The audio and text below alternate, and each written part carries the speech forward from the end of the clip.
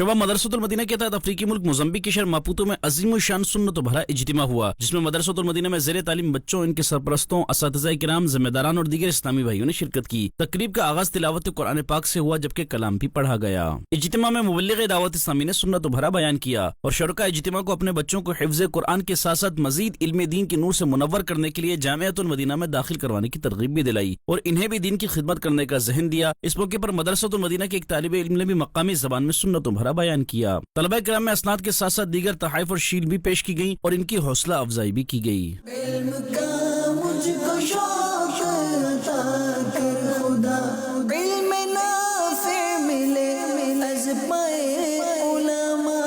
आखिर में सलातो सलाम पढ़ा गया, जबकि बच्चों के सरपरस्तों ने दावत इस्लामी से इजहार तशक्कुर करते हुए मदनी खबरों को अपने तासुरात भी दिए। दावत इस्लामी की तरफ से जो यहाँ पे मदरसतुल मदीना खोला गया है, अल्हम्दुलिल्लाह अल्लाह का बहुत करम है।